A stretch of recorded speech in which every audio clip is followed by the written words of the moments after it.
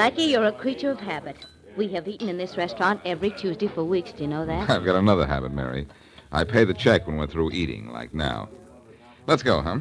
I'm ready. I'd better take you straight home if you want to be there before your cousin arrives. Oh, well, she'll wait for me, I hope. Say, there's a cab outside. Run out and see if it's vacant, will you? Right. I'll pay the check and be right with you. I think we have that cab, Blackie. The flag on the meter's up. Good. Your check, sir? Oh, here you are. Thank you. Now, here's your money. Oh, no, the meal is on the house, Mr. Peterkin. Thanks, but I'm not Mr. Peterkin. Ha, but I know better. We're proud to have your patronage, Mr. Peterkin. I'm not Mr. Peterkin. I'm Boston Blackie, and I'm giving you your money. And I'm returning it to you, Mr. Peterkin. Please, with the compliments of the house. Look, I tell you, I You am... forced Listen. me to tear up the check. There. Now you can't pay a check that does not exist. All right. But believe me, there's been some mistake. No mistake, I assure you. For you, there shall never be a check, Mr. Peterkin.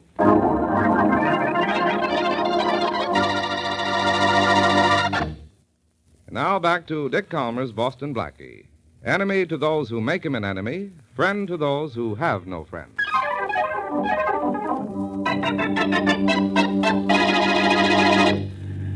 Oh, Blackie, you won't forget to get that watch for my cousin, will you? Don't worry, Mary. The jewelry store is open till 9 tonight. You'll have it this evening. The one we saw in the window? Mm-hmm. I think she'll like it, don't you? Well, if you see one you think she'll like better, get it. You know more about watches than I do. 1011 Dale Avenue, miss. Here we are. Hold the flag, driver. I'm going on. Right. Don't bother to see me to the door. Blackie, I'll be all right. You always are. I'll call you later. Now, you won't forget to get that watch, will you? Right, Mary, I promise. I'll have a messenger deliver it. Thanks, darling. Night. Night. 51 Sunset Parkway, driver, and step on it. You don't have to tell me where you live, Mr. Peterkin. What did you call me? Mr. Peterkin, Mr. Peterkin. Now, wait a And minute. if you think this haul is going to cost you anything, you're wrong. Now, look here. It's a pleasure to have you in my cab. So there's no charge. Not for the famous Mr. Peterkin.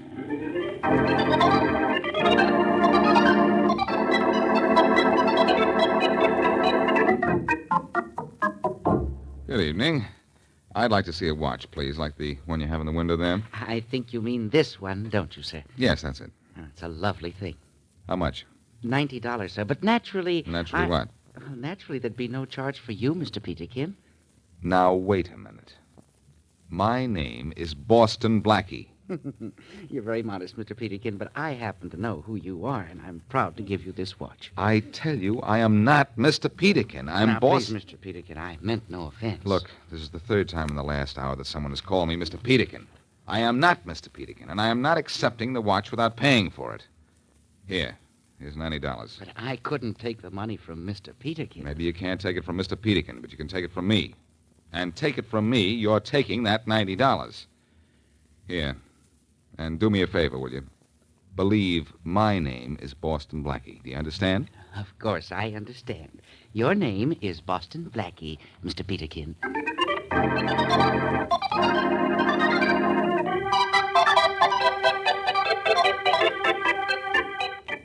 Oh, Mary, the watch is beautiful. You shouldn't have done it. You really like it, Trudy? Like it? It's the most beautiful watch I've ever seen. But you've certainly spent a lot of money on just an ordinary cousin. I haven't spent it yet. Blackie got it, and I haven't paid him for it. And besides, you're not just an ordinary cousin. Oh, it's lovely, Mary. Oh, I told Blackie not to have it engraved for you. Until after you'd seen it, that is. Now, be honest with me, Trudy. Is it really the kind of watch you like? Oh, who wouldn't like a watch like this? Well, all right, then. You can have it engraved this evening. Blackie said he got it at Brandon's. That's not far from here. We can run right over. Oh, I'd like to, Mary, but my train leaves at midnight, and there are some things I have to do downtown before train time. Oh, I see. I'll have it engraved when I get back. Well, all right. I guess that... Wait a minute. I can take it over to Brandon's for you. I can have it engraved and send it to you. Oh, Mary, would you take it over to the jeweler's for me? That'd be wonderful. Well, sure. Let's see. It's 8 o'clock now. I can take the watch to Brandon's right away, call for it tomorrow, and send it to you then. You're sure it won't be too much trouble? Trouble? This, Trudy, promises to be the least troublesome night of my life. Knock on wood.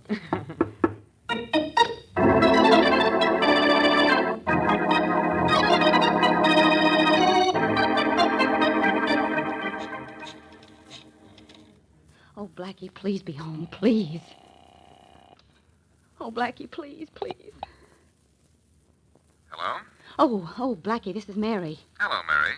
How'd your cousin like the Never mind about the watch. Come down to Brandon's jewelry store and right away. What's the matter? Plenty. Mr. Brandon's... Oh, Blackie, Mr. Brandon's dead. Brandon's dead. Murdered. What do I do now? I never found a body before. Turn off the lights, pull down the shades, lock the front door, and I'll be there in 20 minutes.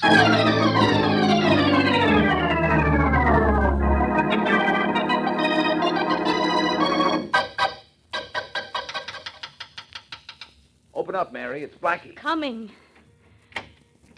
Are you all right? I don't know. I think I've aged. Sure, 20 whole minutes. Where's the bunny? It's over there behind the counter. You want me to turn on a light? No, raise the shade a little bit, will you, at the window? The street lamp will be light enough. Is that high enough? Yeah. I can see the body now. It's Mr. Brandon. He waited on me a little over an hour ago. And sold you the watch? Yep. Funny thing, too. He insisted that my name was Peterkin. I had to force him to take money for the watch. Oh, Blackie, you're joking. I think he was. I wonder if it was some gag of his, and the next customer he pulled it on didn't like it. What are you talking about? I wish I knew. Uh-oh. Somebody's opening the front door. Oh, my gosh, it's a special policeman. I'll do the talking, Mary. Good evening, officer. We were just about to send for one of your gang. Whoever locked this store a few minutes ago sent for me. I forgot to throw the alarm switch, and we got a signal at our headquarters. What's the matter down here? Do you know the owner of the store? Sure, Sam Brandon. Would you know him if you saw him dead? Huh? Dead? Where? Turn your flashlight over there, at the aisle between the two counters. Where? Like this? I don't see. Is that Sam Brandon? It sure is. Don't move, either of you. You're both taking a little ride to police headquarters.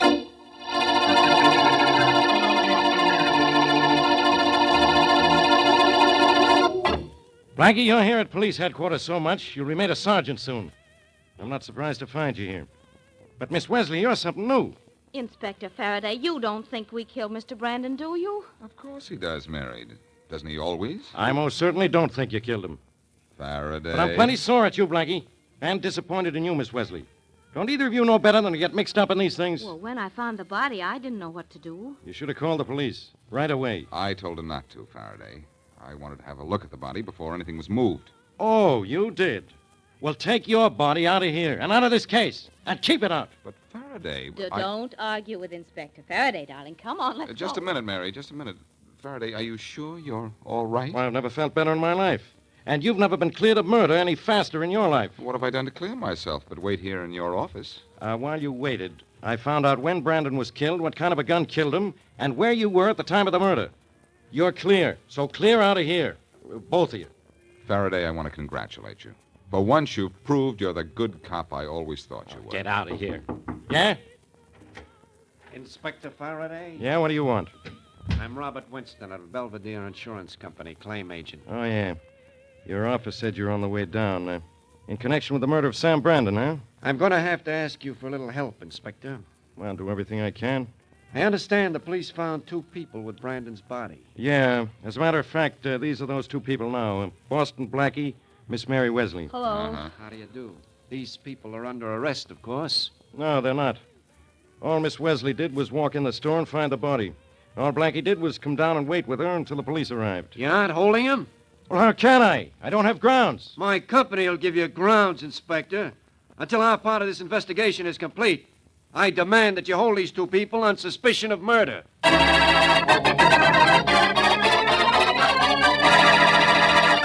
And now back to Boston Blackie.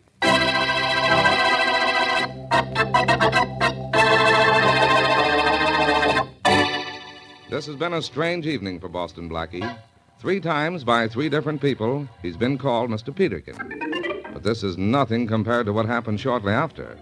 When Mary walks into Brandon's jewelry store with a watch Blackie had bought there an hour earlier, she finds the owner dead. When Blackie joins her in the store to start an investigation, they're both found there by the police.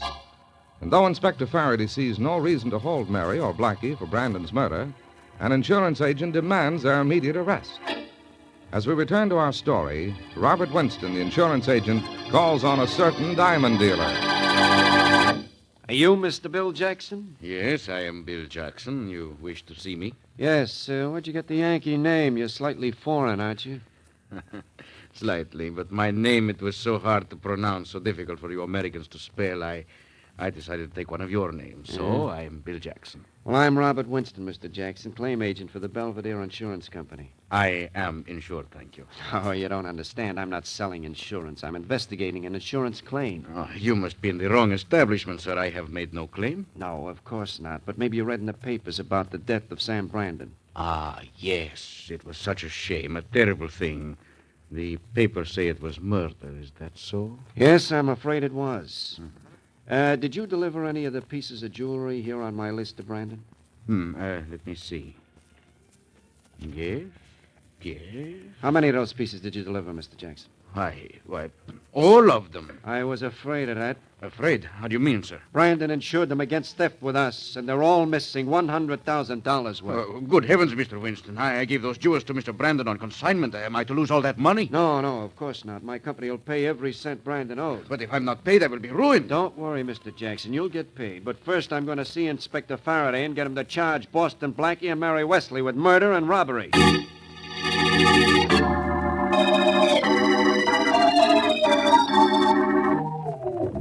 Look, Inspector Faraday, here's the list of the stuff that's missing from Brandon's store. Look at the size of it. I see the size of it, Winston. Then why did you let Blackie and the Wesley girl go? Because I know they didn't rob Brandon's store or kill Brandon. Look, did you do your job at least up to the point of searching Blackie and a Wesley woman before you let them go? Sure, but that was just routine. Do you have a list of what you found on them? It's right here on my desk. But all they had on them were their own personal possessions. Let me see the list. Help yourself. Blackie had a pocket knife, small coins, various bills, but the usual stuff you always find in a man's pocket. Now will you be happy? Let's see the list of Miss Wesley's things. Here. What a list it is. Why do women carry all that junk? She had a silver comb, silver wristwatch, lipstick powder, various bills, small coins. Gold Ajax wristwatch. Well, so what? So look on this list of items taken from Brandon's store. One gold Ajax wristwatch. Did you see that gold wristwatch yourself? Yeah, I did. Describe it. Well, it was an Ajax square case, a convex crystal. The face of the dial was yellow, and the band was a black cord with a gold clip. Look at the description on this list of the Ajax watch missing from Brandon's store. Square case, convex crystal, dial yellow, numerals Roman, black cord with gold clip. What does that sound like to you, Inspector? The watch I found in Miss Wesley's purse. And that watch was stolen from Brandon's store. That's all I need, Inspector. I want you to arrest Mary Wesley. All right, Winston. Maybe I've got to. Don't bother leaving your office. Just give me one of your men, Inspector. I'll bring Miss Wesley here myself.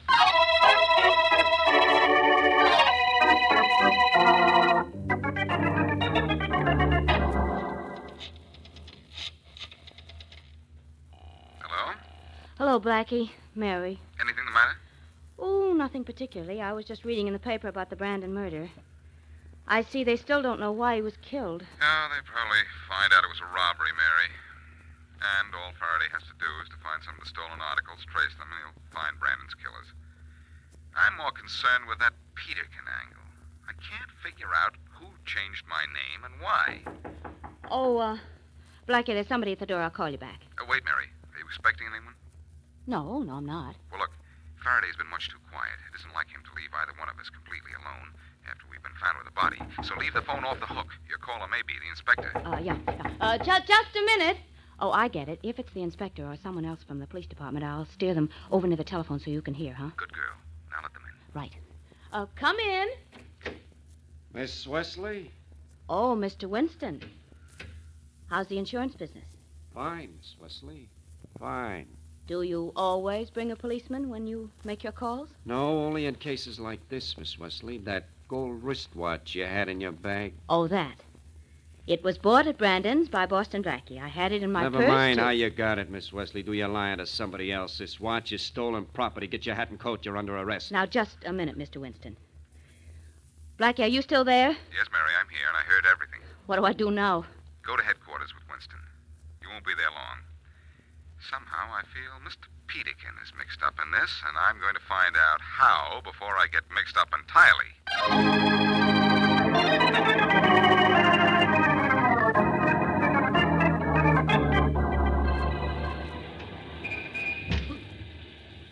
Closing my favorite restaurant rather early tonight, aren't you? Hmm? Oh, you. Yes, Mr. Peterkin, remember? Uh, what's the idea of the gun? What was the idea of calling me Mr. Peterkin? Well, that's your name, isn't it? You know very well it isn't. Well, maybe I had you confused with somebody else. I have to go home now. I'll take you home in this cab here. Convenient, isn't it? I've had it waiting here just as it was waiting here last night when you called me Mr. Peterkin.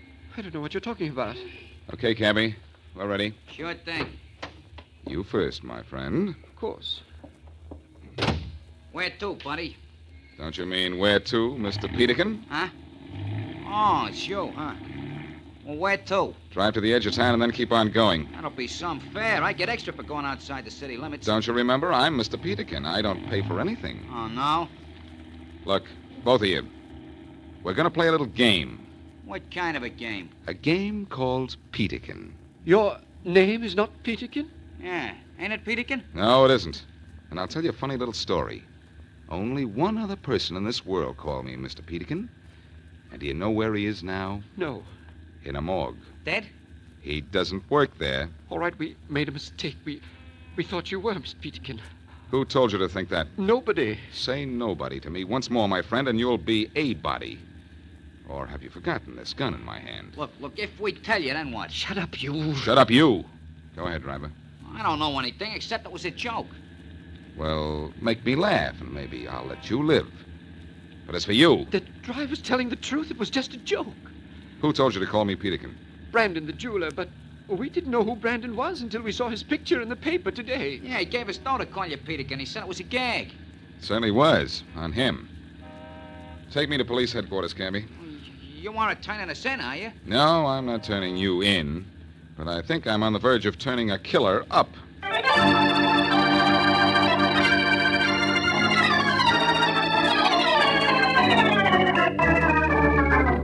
Hello, Faraday speaking. Inspector, this is Bob Winston. Now what do you want? Boston Blackie. I tell you I'm looking for him. But I can't find him. Well, you'd better find him. I've questioned Miss Wesley, and she insists Boston Blackie gave it a watch. Now, you get me Blackie. I'm trying to. Well, stop trying and get him. Look, Winston, when I can't find Blackie, he can't be found. Hello? Hello? He hung up. That's good. Come in. Hello, Faraday. Blackie, I've been looking everywhere for you. Well, I haven't been everywhere, Faraday. Maybe that's why you didn't find me. Look, Winston made me put Miss Wesley in jail, and he wants you. I know that. Well, I hope you know something else. I'm going to arrest you, but I don't want to. Oh, go ahead and arrest me, Faraday. I won't mind. If you book me under the name of Peterkin. Peterkin? What are you talking about? A little plot to make it look as if I robbed Brandon's jewelry store. It's a crazy story, Faraday. Yeah. Brandon paid a restaurant cashier and a cab driver to call me Mr. Peterkin and refused to take money from me. Why? So that when I walked into his store an hour later, and he called me Mr. Peterkin and refused to take money for his watch, I'd walk out without a sales slip. That's all he needed to make it appear that the watch was stolen, which he was going to claim later. When you said that was a crazy story, you were making an understatement. I can't believe a thing like that, Blackie. Look, Faraday, of all the stuff stolen from Brandon, what's turned up? Only the watch found on Miss Wesley. That backs up my story, because all Brandon needed to establish the fact that his store had been robbed was to have the police find one missing article. He wanted to establish the fact that his store had been robbed. Blackie, that sounds as if Brandon robbed his own place. I think he was in on the deal, Faraday. And the merchandise, supposedly stolen, is just hidden somewhere. Do you have a complete list of the missing property? Sure, right here. Look at the length of it. Some haul. But, Blackie, if Brandon robbed his own store, why was he killed? And who killed him? His accomplice, probably. The motive? To keep from splitting with Brandon. Say, according to this list, everything stolen from Brandon was delivered by the same wholesale jeweler, a Bill Jackson. Yeah, on consignment, too. But Brandon was insured, and Jackson is going to get his money just the same. Doesn't it seem rather odd to you that, with the exception of the watch, Brandon was robbed of only the jewels he'd bought from Jackson? Say, that is funny, isn't it? It's funny enough to make Jackson laugh himself sick. Suppose Jackson never delivered these diamonds, and Brandon then reported them stolen. Jackson still has his diamonds, plus a cut of Brandon's insurance money. Then Jackson was Brandon's accomplice. Maybe, unless Winston was. Winston? You mean he was in for a split of the insurance payoff? Winston's been trying awfully hard to prove that Mary and I robbed Brandon's store.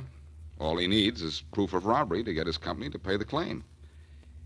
You see what you can find out about him. I'm going to call on Jackson. Can you tell me anything about him? Sure. Well, he talks with an accent, for one thing. What kind? I just talked to him on the phone. It's hard to tell. Central European, maybe. Like this? Inspector Faraday, I am Edward Blackburn. It is good to see the police working for justice. Well, that's pretty close. But what's the idea? If you want to talk to a guy, it is sometimes smart to talk his language.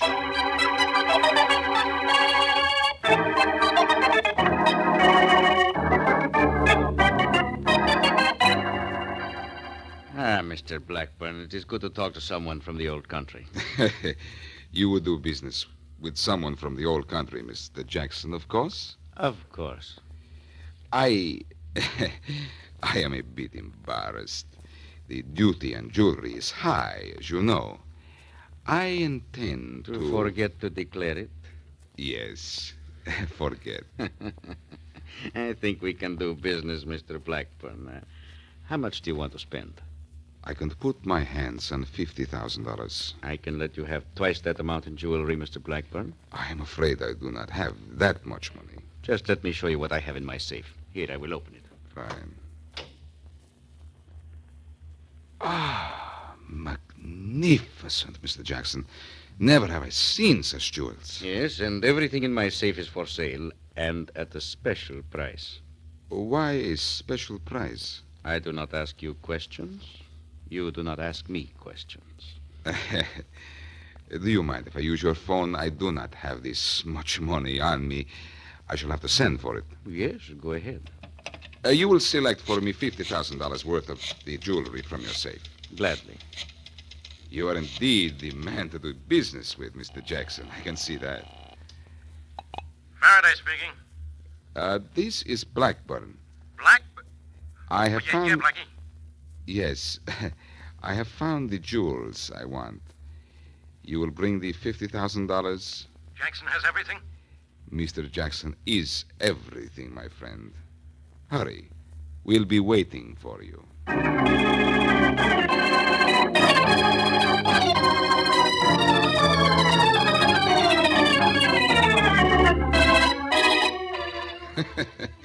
You should have seen Jackson's face when Faraday walked in, Mary. It was wonderful. How long did it take Jackson to confess to Brandon's murder? About 5 minutes. Why did he kill him? To keep from splitting the insurance money with him. And he killed Brandon just after you left with the watch you bought for me. Well, Blackie, was that planned? When I left Brandon's store without a sales slip for that watch, Jackson was in the back, and Brandon told him the plan had worked. And then all Brandon had to do was to call the police and tell them his store had been robbed. That was the moment Jackson was waiting for. I'm surprised you got away posing as Mr. Blackburn when you talked to Jackson. Oh, I am a wonderful actor. You certainly are, darling. But how did Brandon work that Peterkin act so beautifully? Well, in the first place, he saw us looking at watches in his store window several times. He was standing in the doorway at the time, remember? Oh, I see now how he was sure his plan would work. He then went to our restaurant and arranged for the cashier and the taxi driver to call you Mr. Peterkin and all that. And then after I came in and bought the watch, Brandon intended to call the police and describe me as the person who robbed the store. Have the police pick me up and find me with the watch. Yeah, but things didn't quite work out that way, did they? No. Jackson got greedy and didn't want to cut Brandon in on the tape. So he killed him, and that's that. Certainly is. You know, for a while I thought Mr. Winston had something to do with all this. Well, he didn't. I've got to leave now, Mary. Will you call me? Will I call you what? Anything. Anything at all except Mr. Peterkin.